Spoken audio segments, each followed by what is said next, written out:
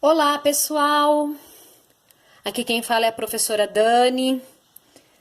Nós estamos iniciando mais uma semana de isolamento social. Nós vamos iniciar o assunto circuitos elétricos. Esse assunto ele está no grupo 3, módulos 21, 22 e 23.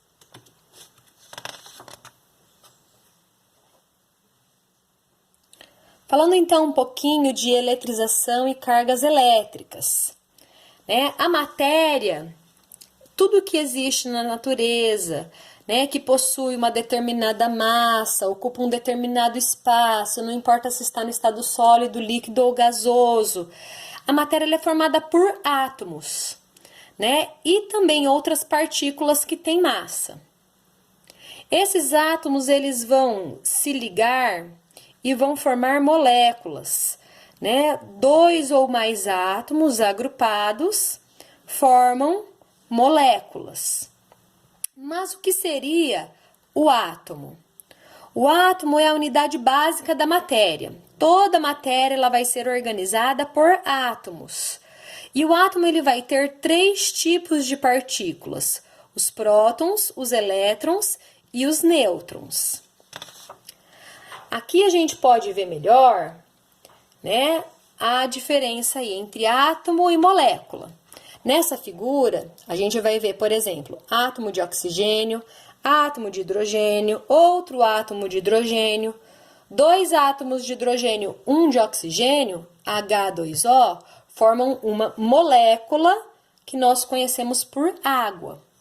A diferença, então, entre átomo e molécula. Os átomos, eles vão ser organizados, em prótons, nêutrons e elétrons, nessas partículas. No núcleo do átomo, aqui representado por vermelhinho e cinzinha, nós temos os prótons, que possuem uma carga positiva, e os nêutrons, que não possuem carga. É onde está localizada a maior massa do átomo. A maior concentração de massa está no núcleo. A massa encontrada na eletrosfera, aqui representada em azul, aonde estão os elétrons, que possuem carga negativa, a massa é muito baixa. Porém, esses elétrons eles estão em um fluxo contínuo.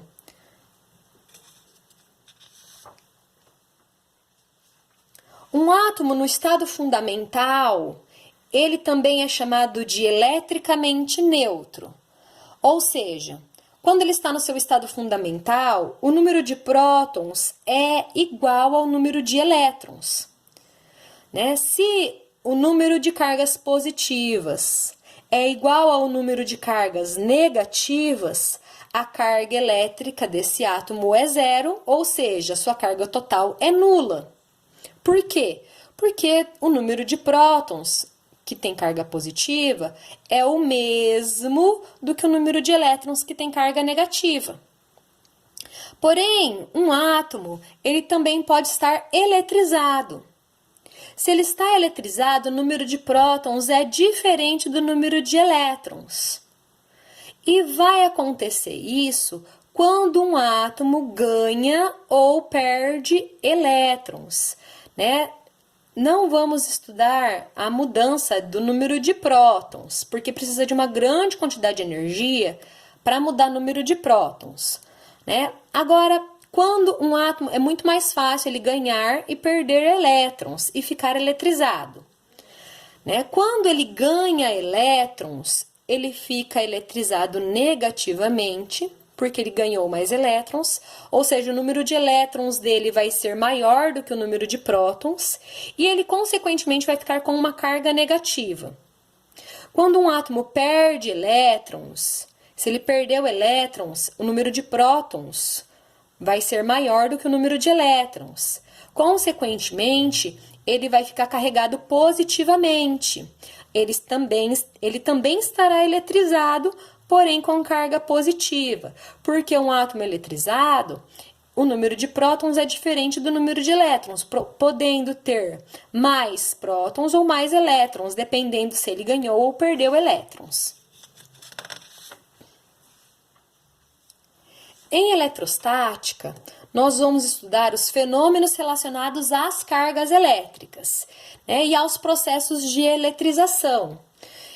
A eletrostática ela é baseada em dois princípios.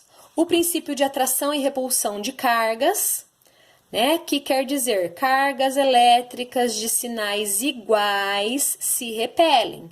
Por exemplo, positivo com positivo vai se repelir. Negativo com negativo também se repelem. Agora, as cargas elétricas de sinais contrários se atraem. Daí vem o ditado que os opostos se atraem, porque as cargas elétricas de sinais contrários vão se atrair.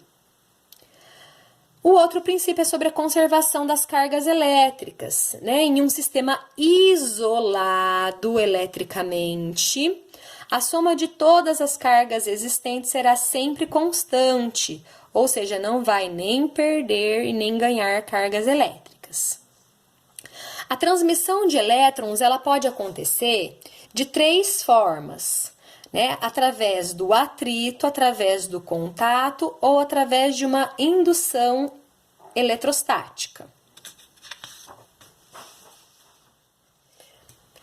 Então, a transmissão de elétrons através do atrito. Dois corpos nêutrons de materiais diferentes, eles serão atritados, né? Arrastados um sobre o outro. Consequentemente, um vai ganhar e o outro vai perder elétrons devido a esse atrito, né? Eles ficarão com cargas iguais, porém com sinais diferentes, né? Nessa tabela, você vai perceber, né, qual vai ficar, né, como que vai ficar carregado os materiais, né? Por exemplo, se eu atritar a lã no vidro, né, o vidro tá mais aqui pro positivo, a lã tá aqui mais pro negativo. Então, né, a lã vai ficar carregada negativamente e o vidro carregada positivamente. Através do contato, né? A transmissão de elétrons através do contato é quando um dos corpos, né, carregado eletricamente, né, lembrando que pode estar carregado tanto positivamente quanto negativamente, né, vai fazer então contato com o outro. Se estiver carregado positivamente, né, vai acontecer a transferência do corpo neutro para o que está carregado. Se estiver carregado negativamente, vai acontecer a transferência de elétrons do corpo eletrizado para o neutro. A transmissão de elétrons através da indução eletrostática, ela não tem a necessidade do contato físico, como a gente viu no atrito e no contato, né? Então, um corpo eletrizado, né, que nós chamamos de indutor, de um corpo neutro. Os elétrons serão repelidos ou atraídos até que haja separação de cargas. Para acontecer isso, vai ser necessário um fio terra, conectando o corpo neutro e a terra. Se o indutor, né, for negativo, vai acontecer uma transferência de elétrons do corpo neutro para a terra. Se o indutor for positivo, vai acontecer uma transferência da terra para o corpo neutro. Aí pode haver a remoção do fio terra e o corpo neutro vai adquirir uma carga oposta à carga do indutor. Então, se o indutor for negativo, o corpo neutro ficará positivo. Se o indutor for positivo, o corpo neutro ficará negativo.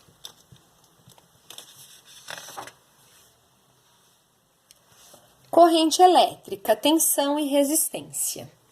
Isso vai ser estudado em eletrodinâmica, que vai ser responsável pelo estudo das cargas elétricas em movimento efetivo e organizado.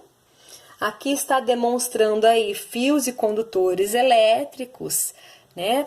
Mostrando aí, né, a importância aí na eletrodinâmica. E nós vamos então estudar a corrente elétrica, a tensão elétrica e a resistência. Então, a corrente elétrica, ela mede a quantidade de elétrons que passa por um material condutor. Se é um material condutor, né? Eles permitem uma movimentação dos elétrons, né? Bons condutores, por exemplo, os metais são bons condutores. Os materiais isolantes, eles já dificultam a movimentação dos elétrons, né? Por exemplo, borracha vai dificultar, então, a movimentação dos elétrons.